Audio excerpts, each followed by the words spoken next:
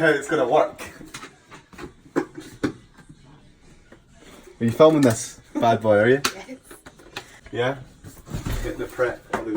What about your rice cakes? You need these? Yes. Put them down too. I've got them as well. Should bring this one actually because it's smaller. I've got them in my bag actually, but they're good for the vid. Yeah. Okay. The kitchen. My meals. We've this done isn't even all the meals. Yours. Where's the rest Yours. of the meals? They're down there. There they are, and then Did you mine. get the candelabra in there? Mine are in here somewhere. Oh yeah, there they are. Yeah, you've basically taken over. Oh what? They're there. Look. What have I done? What have I done, Andrew? You've just taken over the fridge. Taken over the fridge. Bee. And now I do the worst part of prep, the dishes. The washing up, because we are poverty people. We have no dishwasher. Yeah, go for a dishwasher right now. You know, a la Bart Simpson style. I love Bart Simpson stuff. Okay, we're literally packing up. Try to fit everything in your 6-pack bag. This bag is not enough space in this. This is the ISO bag model. That's ISO bag. I've got a small one of them. They're good. Yeah. We're gonna get a dishwasher for our next episodes. We've just prepped all our food. Unless we're hiring someone then. Then we're not getting a dishwasher on. Yeah. Anybody wants There's to no space in my kitchen. do our food prep on our shows? Yeah. Here's I love the 6-pack bag model, the backpack one. That's the ridiculous. Which is beastie, and everything goes in there. Beastie is what it exactly is. Beastie is a good word, eh? Go have some sweeteners for the roads that you shore from Costa Coffee or wherever. Oh yeah, that's a standard thing to do nowadays. Yeah. Tip. Steal as much sweeteners as you possibly can. You don't want Starbucks, Costa, get the stevia. Yeah, pro tip. I know, I was like, right, we're off. Do it. 4 hours, 5 hours? Probably about 6 hours actually. 6 hours, Aberdeen. Where are we going? We're going to Leeds? 6 hours, we're going to Leeds. Yeah. Aberdeen to Leeds. To go down on the nice English roads that are 5-lane motorways compared to the single-track Scottish public transport network. So this is literally one weekend worth of stuff. Like, not even like a full day. Like Friday and Saturday night. That's it. We're off. You're back. Yeah. Hey folks, how's it going? Hello. Pro Prep here. Pro Prep in the house. And we're on the roads, yes. So, as you'll have seen, Andrew and I have just been packing up and getting our stuff ready. And we're now on the road to go down to Leeds and Manchester for a little road trip, posing weekend, and we're also going to go and run the first Northern BMBF posing club alongside my individual one-to-one sessions that we're doing. So we thought it'd be a really good opportunity, seeing as we're both in this car, to talk about prepping whilst on the road and what that entails and things that you need to think about. So we'll keep it kind of short and sweet, but we'll start with obviously the keyword preparation. Yeah, I mean it's called contest prep, but when you're actually having to go somewhere during your diet, preparation is really, it's key. Tupperware will become your best friend, literally. Yeah, it will be. In fact, top pro tip, if you can get Pyrex Tupperware, I don't know if it's Tupperware, then eating out of a glass dish, it'll change your life. Also, you get added gains from carrying it around. Oh yeah, definitely added gain because it's a bit heavier, cleans a little bit better as well, you know, just your food tastes better. So, pro tip, yeah? Pro tip. Pro tip. So, key number one thing, preparation. So, you're a bodybuilder. You're going away for a weekend, you're going away for maybe 2 nights like Andrew and I are, and you want to make sure that of course you've got to stick to diet, so you need your entire food prep with you. Yep. But you also need some stuff to take that in, and that requires a bit of preparation as well. And you need to consider where you're going and what type of transport you're going in and all that kind of stuff. So take our situation. We're in a car, we're traveling from Scotland to England. It's about a 5-hour trip all round. We know that we can eat our food on the way down. We know that we're going to go and stay somewhere when we get there. And we know England, so there's shops around if you needed to get anything. However, if you were like going away for a long weekend, like abroad, it's a totally different set of rules, because obviously you might be able to take 1 or 2 days or 1 day's food like on a plane, but then they might stop you and blah blah blah. But we won't go into that just now. We'll just talk about this journey and what we're doing.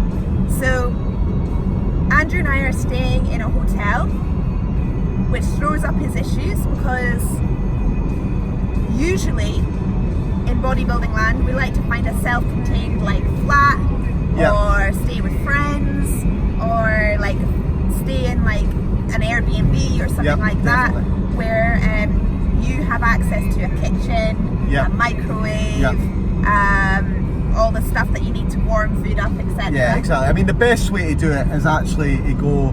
I mean, Stay City, I've stayed with them a few times, and like apartments. Yeah, apartments, full kitchens. You know what? Sometimes it can be same price as a hotel, so you may as well just go somewhere that's got a fridge, it's got a hob, it's got microwaves and things like that you can use. It's actually ideal, and you can cook your food fresh. Yeah, totally. And food tastes better fresh. You've got less potential issues around food poisoning if it's fresh, or having stomach issues as well. So that's the best way to potentially do it.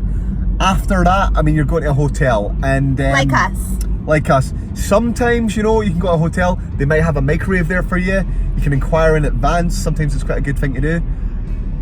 I've been known to take microwaves with me when I've been going to hotels. Certainly when I've been competing abroad, people buy microwaves, and like the British team, if you're going away with BMAF, someone typically buys a microwave. They share it amongst them, and you can cook your food, you cook your chicken, stuff like that. I've known people to bring air fryers, rice cookers, literally bringing their kitchens with them. George Foreman's, yeah, it's not uncommon. So it's really up to you. And just like buy a transportable kitchen and just put it in the back. Yeah, I mean, it's up to you and what you think you need to bring with you. But the key is you've got to plan in advance. Now, this place where we're going to go to, it's got a kettle probably. Yeah, probably got a kettle. Might have a microwave. Probably got a fridge in the room. The hotel will have a microwave. We'll see if we can use it when we get there. We both have got food with us. Ideally, we would like to heat that up, but if needs must, it's going to be cold. Yeah, that's just it, because sticking to your diet, it's important. Normally when you're not on a diet, I mean, you can make decisions to go, you know what, I'm just going to eat on the road. Your food you're going to eat on the road is maybe not going to be ideal. You might be more tempted to go and have a Burger King or something at the services, or eat some muffins or Nando's or that sort of thing. I know what, you can make healthy choices, but when it comes to prep and everything's counted to a T, then really you want to be sticking to the diet. And just because you're going away, it shouldn't be an excuse for you not to stick to your diet. Yeah, so obviously that's about hotels and where you're going to. The prep itself, like bringing your stuff with you, we were just writing down like a couple of notes and things. Obviously you want to have your food with you. Yep. Have that prepared in advance. So things like that you might forget, and actually I'm a hypocrite for this right now, is condiments, for example. So if like you are like me and you have a bit like a drizzle of balsamic vinegar on something, or salt and pepper, or soy sauce, or any of these like little things that sometimes make dry food taste that tiny little bit better in bodybuilding land, don't forget to bring them. I also think like it. Sort of little sachets of sweetener or salt and pepper, or little tiny the free vinegar stuff. The free stuff that you can normally get at cafes and stuff. Having a little collection of that stuff's quite good. Yeah, and I'll put a picture on this here, but like salt, peppers, sweeteners, plastic knives and forks. Yeah, by the way. and do you know what? You can just chuck them as well. It makes it easy. Good. Like going into like Costa or whatever and just getting some of their plastic forks or whatever. And do you know what? I spent enough money in Costa that they owe me a few of them. Aye, exactly. They definitely owe me a few of them. So, also disposable Tupperware. I mean, you've got your own Tupperware, but you might that can be a useful one. You know, when you go to the Chinese and they give you some Tupperware. Yeah, and but you can go out and you can buy Tupperware. I mean, that stuff you can just chuck it as well.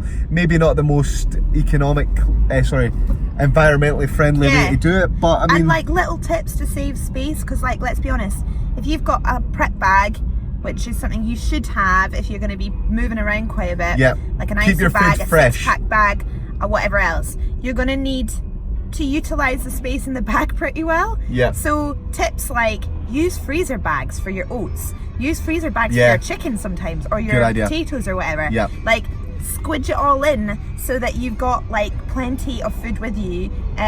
No brainer really. Also things like your protein powders or powders that you can put those in freezer Yeah. bags without having to carry big tubs around with you and stuff. Yep. Do you know what, one thing I think is quite good as well? Been known to bring like a small amount of fairy liquid for me in the past, and like just a sponge, because you know when you get to the hotel room you've got to clean your Tupperware, and you end up doing it with cold or hot water, and so it's just a bit rubbish, or you end up leaving it and it gets a bit minging over the weekend, and then you get it back to the house and you've got to clean that stuff. Yeah, totally. So but if you can do it at a time, then that's a quite a nice little thing to do. So bring that stuff with you as well if you've got it with washroom you. facilities. Yeah. Shakers, make sure you've got your shakers with Oh, you. you want to wash your shakers. And wash your shaker. God. Or you'll be never seeing that shaker. Yeah, again. yeah, or you may as well just chuck it. I Like, mean, if you've, all of us have been there when you open up a skank shaker that's had something like just... you that never it's just- forget. You never it's forget. so wrong. Everything about it's so wrong, and then you just have to throw it away. Yeah. So, nah, we don't want that. So it's pretty self-explanatory. So, days on the road, you've got your bag, your food prep bags, you've got everything with you. Getting to the hotel and knowing what's about in terms of the hotel that you can use, or Are you near a supermarket?